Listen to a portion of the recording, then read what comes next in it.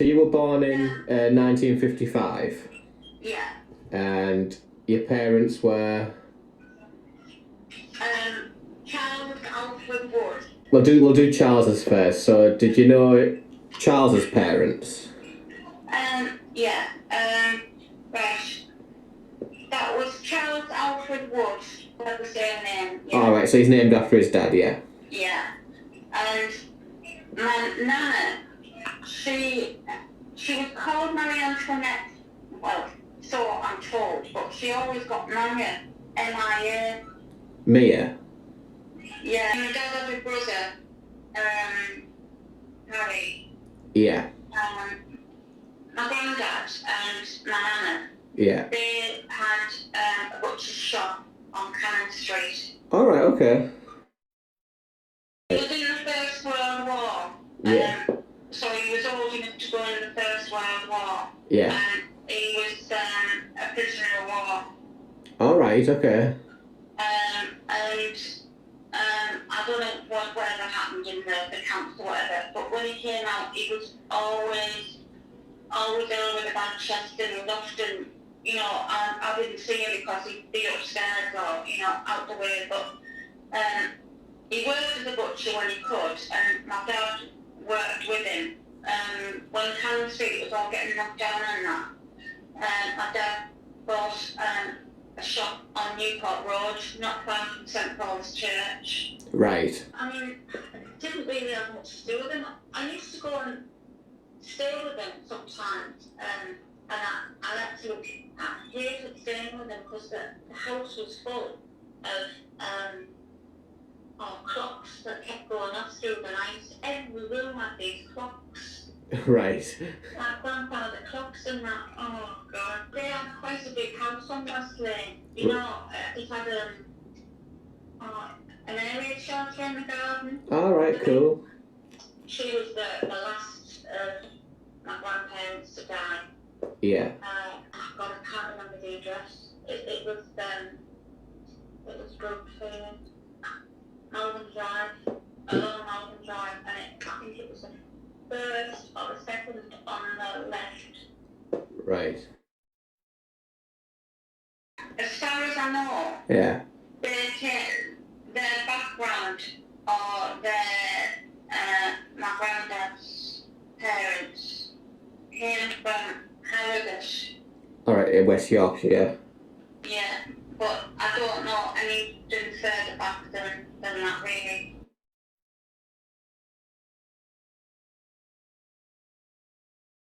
So going back to the beginning of Charles's side of the family, he was baptised in 1896 on November 29th. His name is Charles Alfred, and his parents are Robert Edward and Emily Wood, and their address that they were living at is 25 Park Street in Middlesbrough, which is directly in the middle of the bus station right now.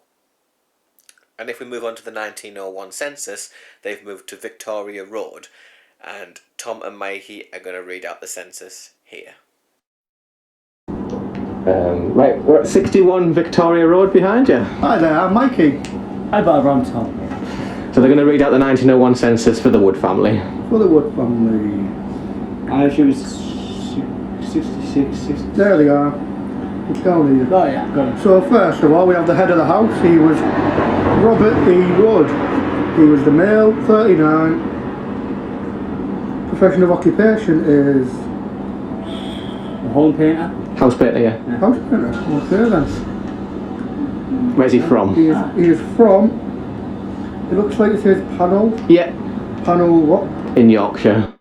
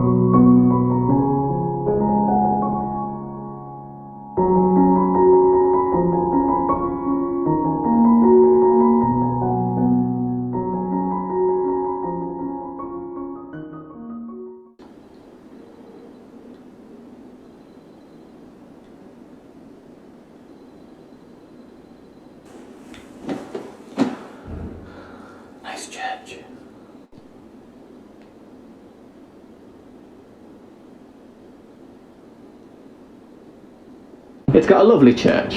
Very peaceful. Can you read the next one? This one just under it. Is that Ernie? Emily. Emily, she's a wife, 36. No job. She's a Is she housewife. from Stockton? Yeah. Hey! County Durham, Stockton, it says, yeah. And then we have Bessie. Yeah. Oh, Bessie, my dog's called Bessie. Bessie J. Do. She is It means the the same. I know, it's good to say. She is the daughter. 12. Yeah, right. And then you've got Emma. She's a daughter. She's 10.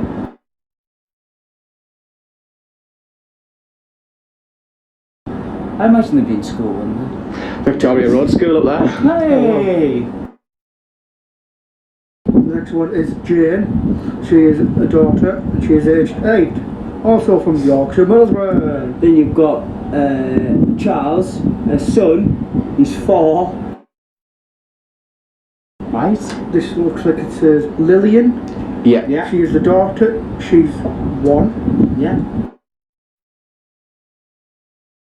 So in total, Robert and Emma had Bessie, Emma Margaret, Jane, Barbara's grandfather Charles, Lillian, and later became Richard.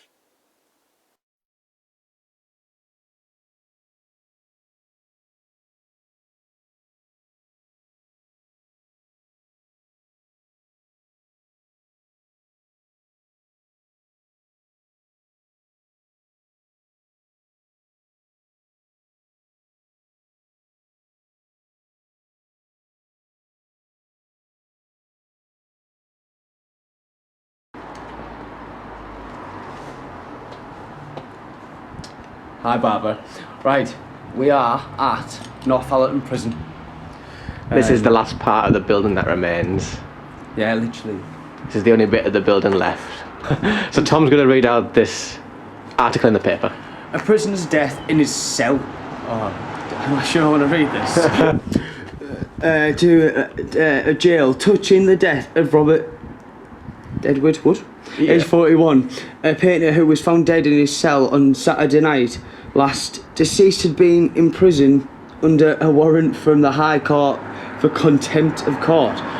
So he's obviously shouted something. He was subject to epileptic fits in his and on Saturday night at 11 he was seen all night in his cell. Half an hour later the warden found him lying on his cell floor dead. A verdict of death from natural causes was returned.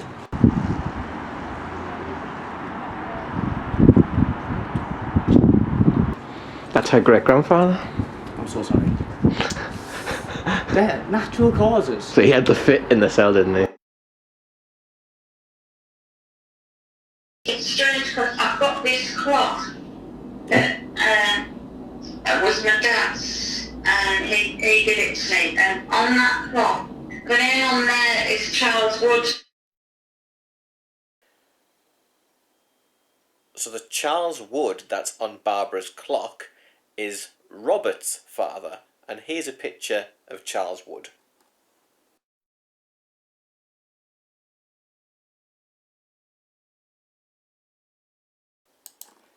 And on September the 5th, 1852, Charles Wood, of full age, married Emma Atkinson. She was a minor. Charles was a bachelor and Emma was a spinster, and they got married in the church of Spofforth, not far from Harrogate. Then they moved into Hornbeam Farm.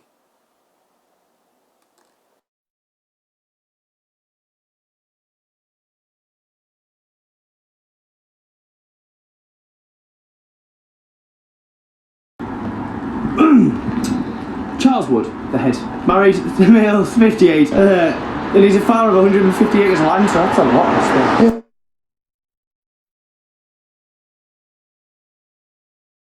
Right, so then you got Emma Wood, the wife. She's obviously married. Female, 48 and born in 1833. 10-year gap, sensible man. So then you got Fred Teal Wood. Fred Teal? Isn't Teal a Taylor Paint? He's a son, single, male, 27. He was born in 1854. So 9 years after the marriage. He's a farmer's son. Then you've got Charles Wood, son, single, male, 23. He's a cabinet maker. So he didn't join the farm family then? It makes it odd. Yeah. And you got Robert Robert Edward Wood, son.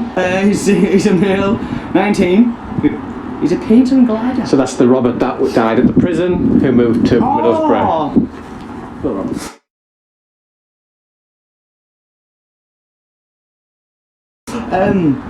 So you got Florence Ann Francis. Florence Ann Francis Wood, daughter, single, female, 17. Then you got Emily Elizabeth Wood. She's a daughter, single, obviously female, 16. She was born in 1865, so for this time to get quicker. Then you got Alice Martha Jane Wood. She's single, female, 13. She's a scholar. Then you've got John James Wood. He's single. He's male. He's 11. He's born in 1870. He's a scholar. Then you've got William Thomas. Wood. He's single, male, 8, 1873. Scholar. And you got Rose Amelia. Oh, I love that, or Amelia Rose. That's what I want to call my kid. She's single, 5, obviously female. She's born in 1876. Again, scholar. And here's the interesting part. We've got Richard Atkinson Wood. He's a son, single. He's 2, and obviously he's an infant.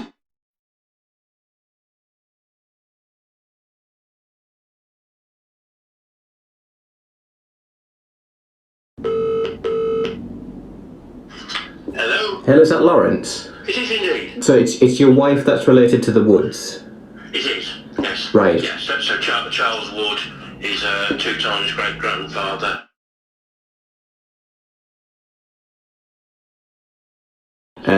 And Robert is Charles's son, I think. That's right. Yes. And he's the one who came to Middlesbrough. Yes. Yeah, Robert married here in Middlesbrough and had kids here.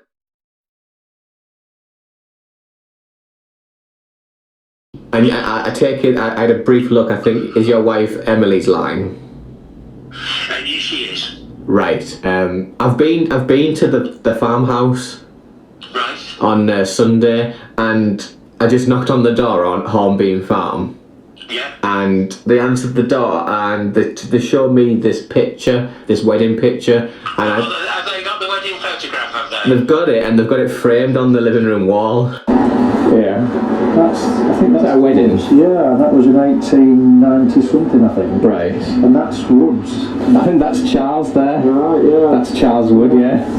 Yeah, well, what it was his son's, either his daughter's wedding and his son's 21st, it was at the same time. The wedding was at Panel. And is that here? Yeah, that's the front garden, yeah. Somebody came and they'd been related, Yeah. and he's died now, this guy. Right. And he had the invitation.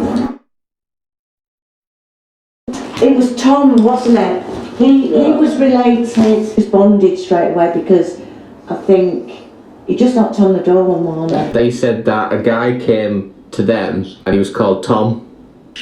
Oh, Tom, of course, it's Helen's father. Right.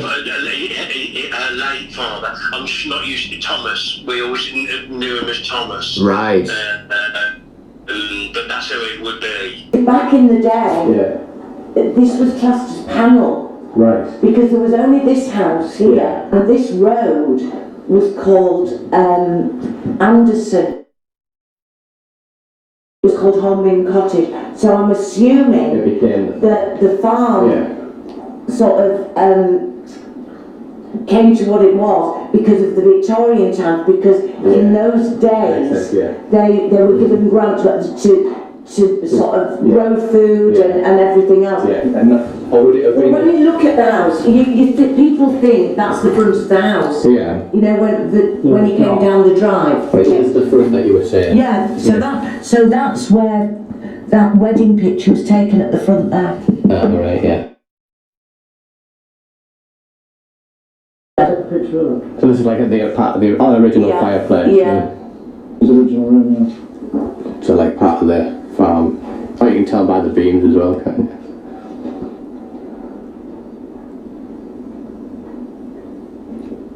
postcard from Birmingham Yeah, that he picked up in Birmingham. in 1910. Yeah. Right. Somebody come trying to get on holiday, and it was home base. Well, it tells you there at the bottom. I don't know if you want to get in the light, then you can see. Yeah. It's on the stamp, isn't it? The day. Is it? I haven't got my glasses on. I think it was 1910. I think. Yeah. So they'd have been still here then, wouldn't they? The woods? Yeah. But you see that bit? Mm-hmm. So that has come down at some point when we don't know. Farm buildings.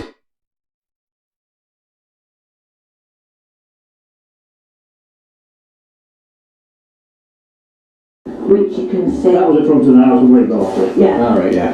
And that was the picture of the house Yeah. as they were advertising it. Is that from that side? Yeah. So that's what we were bidding on. Yeah. Yeah. And then obviously Stephen's just gutted it. Yeah. Picture. It's 90. That there is that in that room. Yeah. And this must have been like the 1960s where they've covered all the fireplaces up, Yeah. you know? We've done it a bit before then. Do you think so? No, yeah, definitely. In this picture,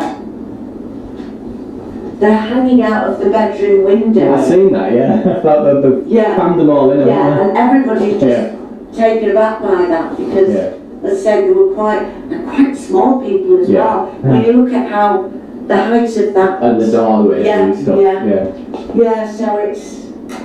Whereas how many lived here? There was about 10 of us. Yeah, that's what I'm saying. And it was only that room and this room, and there were two little single rooms, and there was tiny. It was only, Makes you wonder where they all slept. Yeah. they must have been bunkered up together. Because the chap in the middle is Wilfred Clayton, 1872 to 1939, and the date of the photograph is May the 9th, 1899. But Helen's dad, Tom, as you say, Thomas, he had a whole archive, some fantastic photographs really, and I've just gone through. Right. And trying to identify the best possible. And the flower girls are Emily's sisters. I think Richard Atkinson Wood is possibly in that photograph because I think he was Wilfred Clayton's best man. The chap behind the groom, centre of picture, I think that is Atkinson Wood. The one like at the back? I can't. The back of the groom. In between the groom and the bride. Oh yeah, with the moustache, yeah. Yeah. Right. Do you know if Robert's on the photograph? I don't. The chances of him being on there are probably pretty high. Yeah. There's also another photograph, and I'll send you this one if you want. So Robert's daughter here in Middlesbrough, she was named Emma. Emma?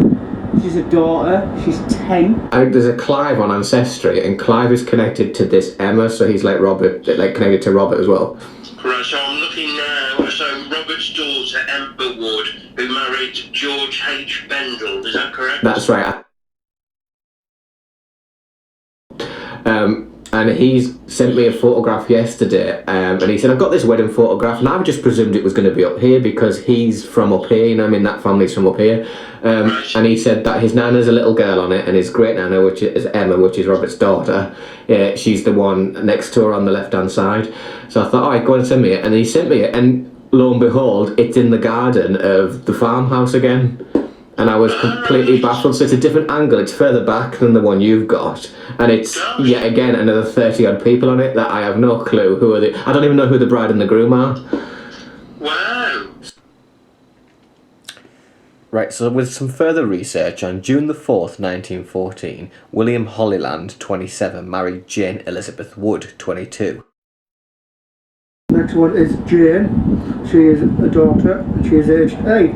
They were both single and they got married at St Mark's in Harrogate. William's a police constable and he's living at South Kirkby, and Jane's not working and she's living at Hornbeam Farm in Harrogate. So this puts the Middlesbrough lot down into Harrogate. So this probably means that this photograph is the wedding of William and Jane at the farm in June 1914, and we can later confirm this pretty much by the age of Emma's daughter Bessie, Clive's grandmother, who was born 1912, as she looks about 1 or 2 in the photograph with her mum. So that helps us date the photograph. And then also means we can add Jane now to the tree. Now we have a picture of Jane.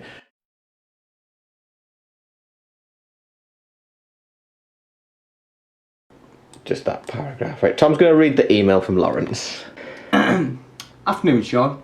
I'm trying to compile a list of those people that you would expect at the wedding and their respective ages. Jane's mother and stepfather would be approximately 49 and 38, but I cannot decide who they are. The chap with a lot of facial hair and the lady seated just to the right as you look at the photo seemed too old. I did wonder if the girl seated to the left of the groom could be Lily and Florence Wood, age 14.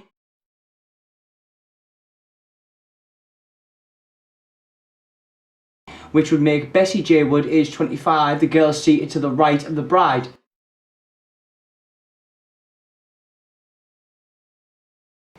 The boy standing furthest right, Charles Alfred Wood, aged 18. He's Barbara's grandfather. Yes.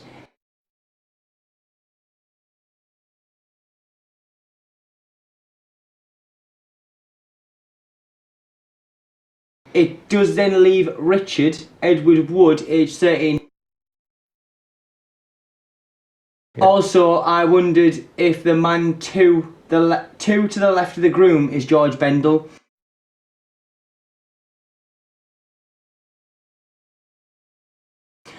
We could do with the numbered photograph to make it easier for referencing. I think a bit more work and we might be a bit more conclusive.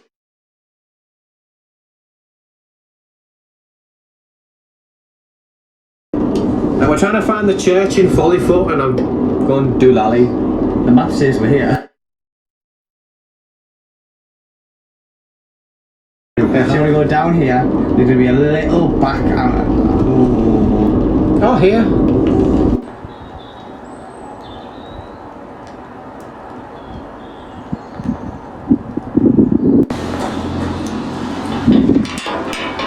So I'm just in the churchyard now of Follyfoot Church. Oh my god. I found the woods. Here's Emma. Oh yeah. How good. Affectionate remembrance of Emma, the beloved wife of Charles Wood of Hornbeam Farm, sorry, my bad, who departed this life July the 7th, 1890 at the age of 57. Yes? Yeah. Also of Holt. Who? The beloved son of the above. He wasn't on our tree. No, he wasn't. But obviously he's died young, that's why. Look how old he's died. Age 9. Age 9 years. Also of Charles Wood. Himself. Beloved husband of the above. Born March the 1st, 1823. And died September the 10th, 1910. So he outlived like 10 years, didn't he? 20 years, sorry. Florence A.F. Beloved Eldest daughter of the above. Died January the 7th. Oh no. Yeah. Yeah, died January the 7th, 1938. Age 74. So you've got Robert Atkinson, the head, married, male, 47. He was born in 1804. He's a carpentry employee, one journeyman. So if he's employing him, that means he's earning a bit of money. Yeah. So then you've got Martha Atkinson, wife, married, female, 47. You've got Emma Atkinson, the daughter, she's 17. Born in 1834 and she's a house servant. So Emma is the one who married the farmer and had all them kids. Ah. So they ran the Harewood Arms in Follyfoot. I can't find Main Street. What's Main Street? This one here. Alright. No, there's no way that is that. That is not Robert. Let's have a look. Yeah? Robert. Martha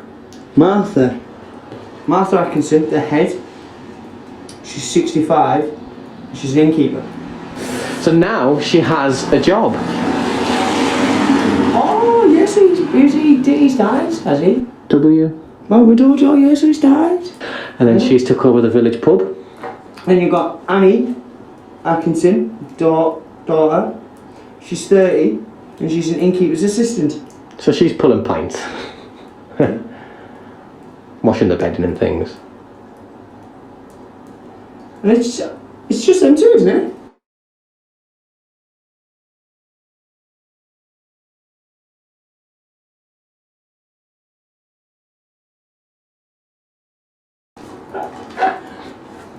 Just sit a bit raining whilst we say it. Always sit the weather with you, don't.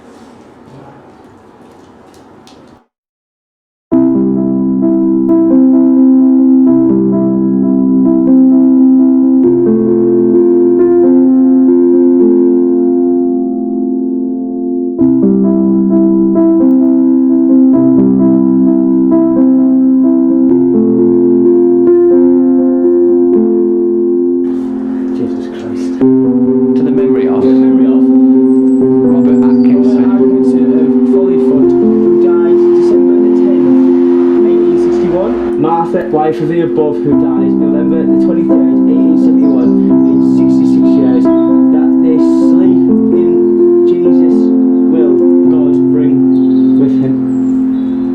Oh, Martha. So that had been etched. Yeah, stonemason, yeah.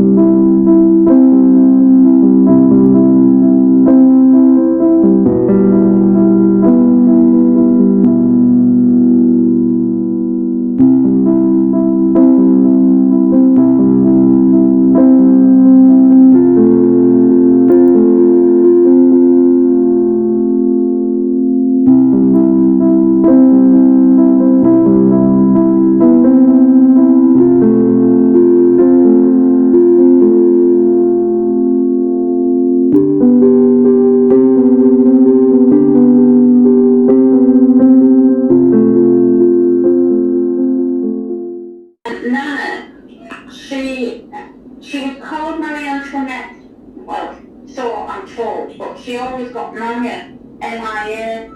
Mia? Yeah. What was Marion like? Oh my god. She was very posh. Very posh. Very posh. The purple hair and all the makeup. Right. And she was always dressed very well, like fur coats.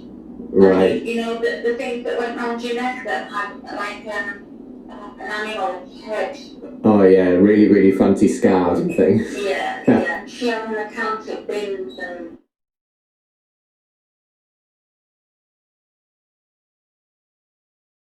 So Charles Wood married Marion Robinson in 1919, and they got married at St Paul's Church. So going into Marion's side of the family, here's her birth certificate, and on the 11th of May 1897 at 12 Bell Street in Stockton-on-Tees, Marie Antoinette was born. She's a girl, and her father is Alfred James Robinson, and her mother is Charlotte Robinson, formerly Simpson. And Alfred's job, he was a cook on a steamship. Alfred Robinson is the head, he's 41, married, he's a bricklayer, labourer. Yeah. Charlotte Robinson, wife, 38, she doesn't count. Oh. Mary Robinson, daughter. Mary doesn't do anything then. Yeah. John Robinson is the son, he's 17, single and... Wire. Wire drawer. Yeah.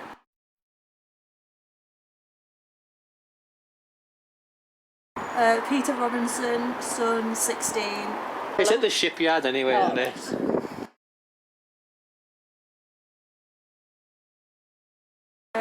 Marion is 14. Arthur Robinson, She's at school. She's 12. Another Charlotte. Charlotte Robinson is 10 and she's also at school. Nora is 4. Margaret, granddaughter, 1. So the 1-year-old grandchild that was named Margaret in 1911 is Mary Hannah's daughter illegitimately.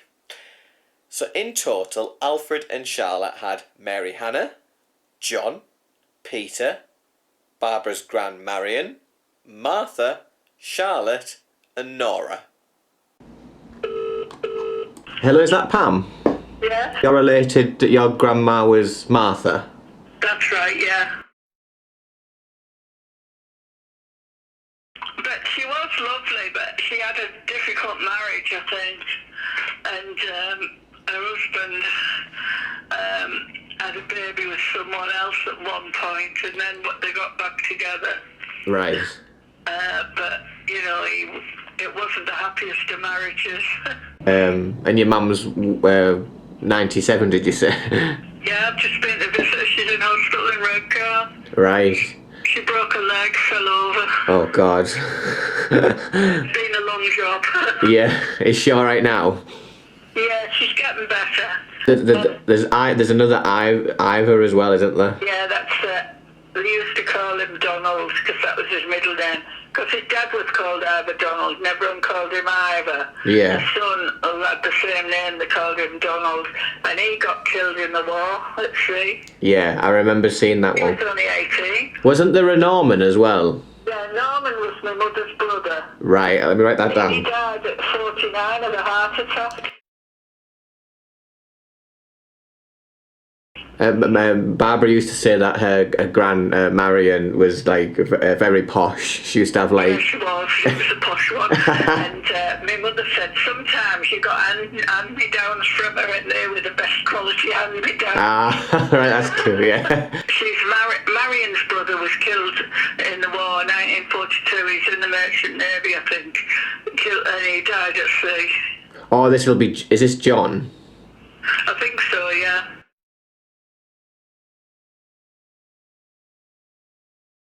The youngest sibling was Nora Lillian. Yeah. My mother was named after her.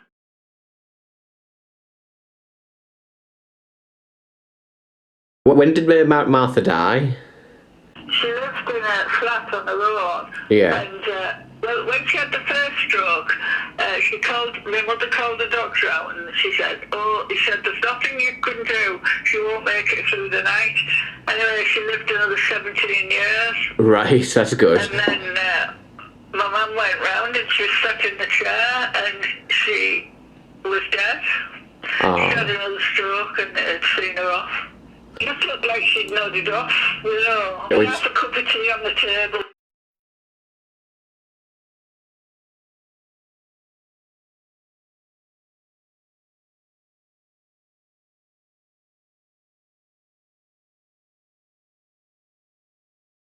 Did you know much about like Martha and Marion's parents? Yeah, I did. It was Alfred James Robinson, and then there was Charlotte Robinson. She said there was always a big furore when his parents, his family were coming to visit from Newcastle, because he ran away to sea, because he was only about 5 when his dad died. And that's how he ended up in Stockton. I think he was a cook on a some sort of steam vessel. Ended up in the same street as Charlotte lived, and they must have met and got married. Yeah. The mother died. They all said she worked herself to death, Charlotte.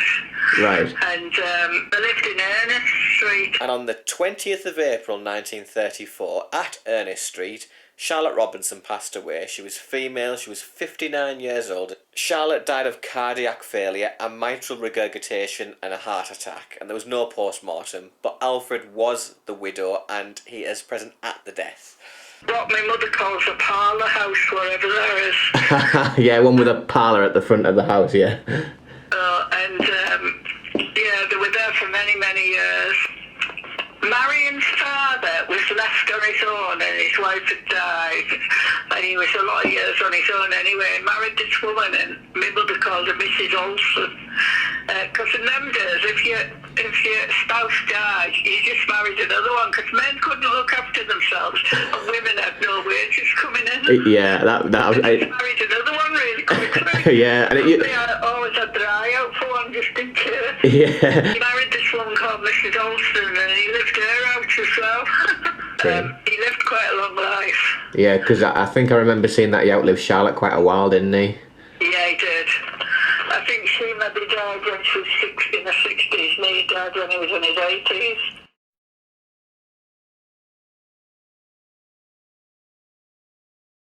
So with Charlotte dying so young, I'm going to go into Charlotte's side of the family. And if we look at when she got married, they got married in 1891 in Stockton.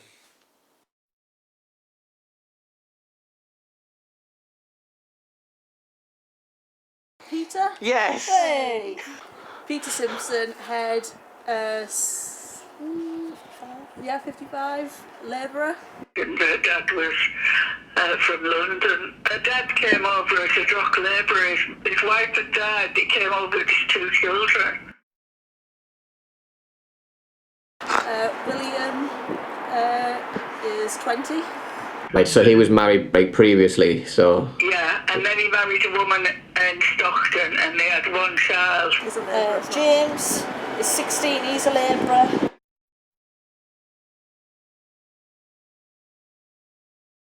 But I couldn't work out what happened to her. Charlotte's mother was called Mary Quigley, and she was from Kilkenny in Ireland. Right.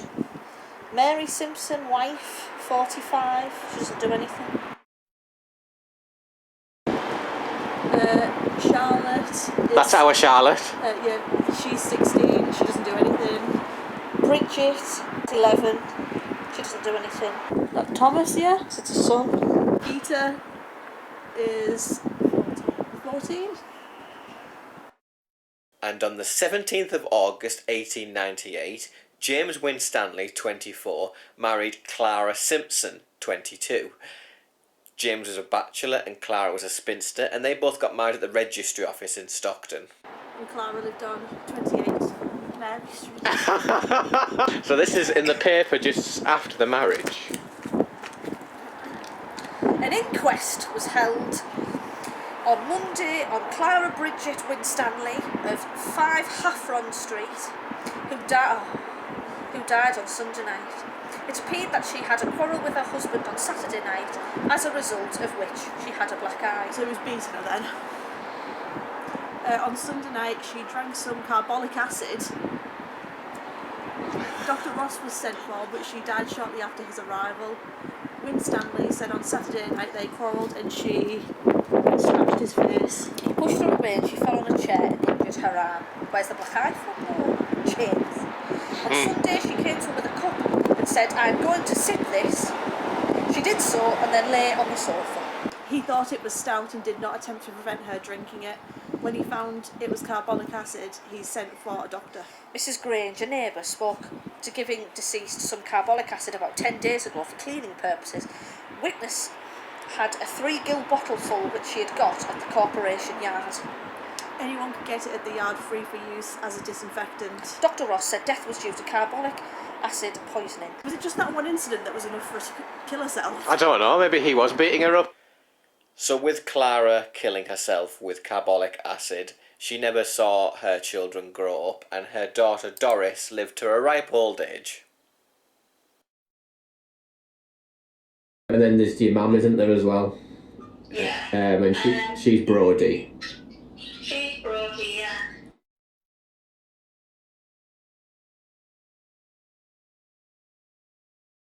My granddad, Richard, he's called Richard William Brodie. Yeah. My mum's mum, yeah, she was called Ethel. How many kids did Richard and Ethel have? They had 3. Right. There was my mum, Ethel Irene. Yeah.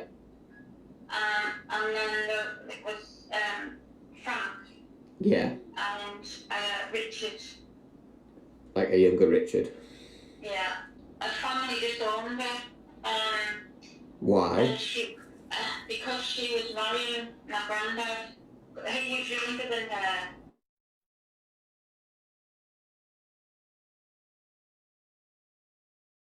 I believe that she worked in like service, you know. I'm sure that my gran came from Sheffield.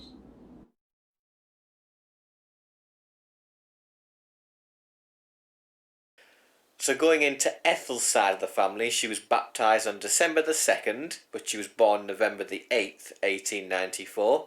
Her father is Frank and her mother is Nancy Pierce, and she was born at 24 Dale Street, which is a part of the Hill Street Centre now.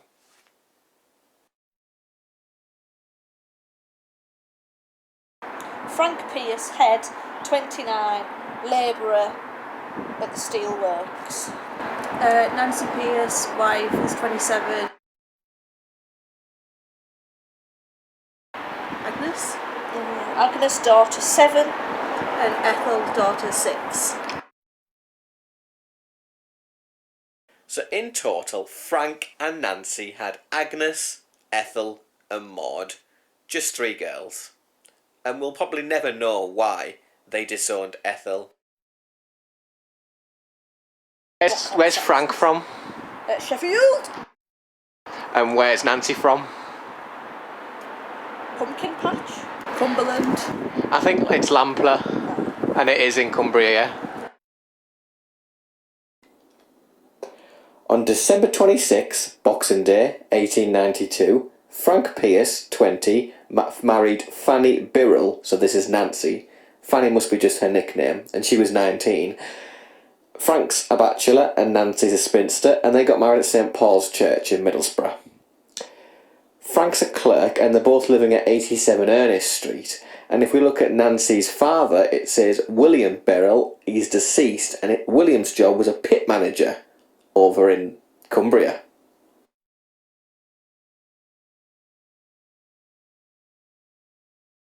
So we have a William Birrell, Yeah. head of the house, I think he was 40.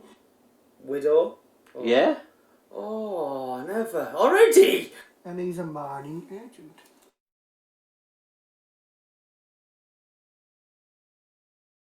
Agnes. Anyway, Angela, she's a daughter, she's 11. Agnes! You said Angela again! Agnes Birrell, the daughter, is 11. She's in school. You're finally doing it right. Then we have James, the son. Who was 9. He was a scholar. Sarah A. Is it Anne? Is it Probably. Anne? Birrell is a daughter. She's 6. She's in school. We have Adam, the son. Oh, he's 5. Now we've got Mary, who was only 2. Oh, that's alright. She's not supposed to be at school, so that's fine. What? There's more. Deborah Murdoch. Deborah Murdoch. Deborah Murdoch. Servant. Unmarried, 20. Is that servant? Yeah. Well, she's a servant and she's 20. She's a domestic servant. Guess what happens? Guess what happens? Right, so,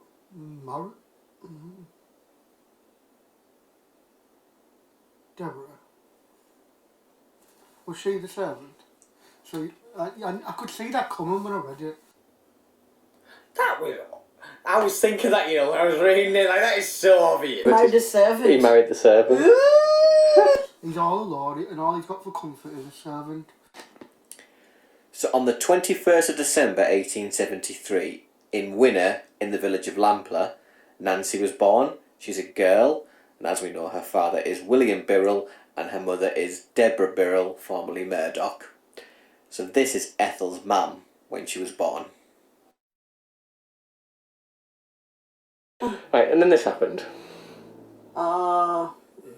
He was only 46. So William Birrell died when he was 46. So Nancy was about what? Yeah, 5. Oh, so would you have remembered him? Maybe just. No, she'll have some memories with him. July 24th, 1879. So a year later. John Bell married Deborah. She didn't wait that long, did she, man? She didn't wait that long, did she? Well, She died 78. She's married again in 79. So he was 29, she's 20. So at least she's marrying someone the correct age this time. He's a fucking labourer. Downgrade. He's a bachelor and she's a widow. Rank of profession, he's a labourer and she's What does it say that she's something keeper? Innkeeper. Oh, innkeeper, right. So she's like running a lodging house. And Oh, so she might be getting a bit of money herself now. this is 10 years later in Middlesbrough.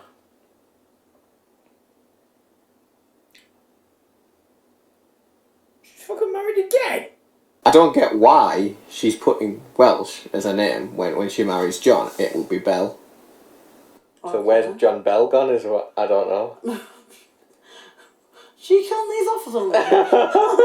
Deborah Welsh, head. Married. Sorry. Don't know what Meg was up there. She's 38. No, 38 and a laundress. So she works at a laundry. Ah. Is that Grayson? Yeah. And he's 13, or that's a son. He's an errand boy. Grocer's errand boy. Working at a grocery shop. Oh, fair play. We have Wilson! 7, I do believe that says, and he doesn't have a profession. Hilda, and she's 2, and she's obviously not a scholar because she's only 2. Right, so Wilson and Grayson are John Welsh's kids to his previous wife. Ah, so they're Deborah's stepkids. And Hilda's the one with John. Right, okay. Yeah, 1894. William Carter marries Deborah Welsh in Middlesbrough. Oh, fucking hell! Really? When she married William Carter, John Welsh is still alive. So she is committing She leave him off the money. bigamy. Really? So she's not even a widow, is she? He doesn't die? Or does he? So she just basically fucks him on and get married again? She's lying on the marriage, yeah. Oh, no, she didn't! Next one. Debbie. Fucking hell. Right, this is a death certificate. Nice. Oh. Hilda dies. The 8th of May, 1896. Hilda Welsh, female, 6. Meningitis. Meningitis! William Carter, the stepfather, is present at the death. Oh, God. So it's John Welsh's daughter, but it's William Carter was with his... Oh, jeez, yeah, that's messed up, man. This is 1901. Right. So we have William George Carter. He's the head, 28. And then you've got Deborah Carter, the wife. She's married in 40. He's 28. She's got a toy boy! Remember when she was a servant? How old was she? She was 20. Right. So in 1871 she was 20, so she's born in about 1851. And this is 1901. She is not 40. God, she's older. Oh. There must be some twist. Because she committed bigamy as well. Committed bigamy, married several times. Yeah. So even though that Grayson and Wilson were John Welsh's kids, Wilson was living with Deborah and William Carter in 1901. And then Deborah and William Carter had a daughter of their own, Ellen Susanna Carter, and she was born in 1895. She was an old mom. I can't believe she went back then. I'm surprised she survived. Okay, well, until well after the Second World War, divorce was costly and almost impossible to obtain unless both parties agreed. It was easier just to move to a different part of the country and start again. Well, okay, that explains why she did that. Yeah. It was easy to get married a second or third time in another town without anyone being able to check whether your first spouse was still alive. Giving the wrong information on official documents was, and still is, a criminal offence, but was commonplace in prosecutions, even for bigamy, were comparatively rare. Although bigamy is perhaps the worst and most scandalous of the offences in the modern internet search reveals, people also regularly lied about their ages. She did that as well? Yep, she definitely did that as well. Was she an actual innkeeper then? Did she lie about that as well? Many also changed their names, not necessarily to obscure their past, but simply because they preferred a different one. We don't know all the ins and Yeah, I outs. suppose, yeah. We're reading between the lines here. But yeah, it's still not right though. I'm to get married again and again though. She's playing it really dangerously, isn't she? Yeah. Yeah. And it all came to an end on the 29th of June 1906 at 20 Granville Street in Middlesbrough.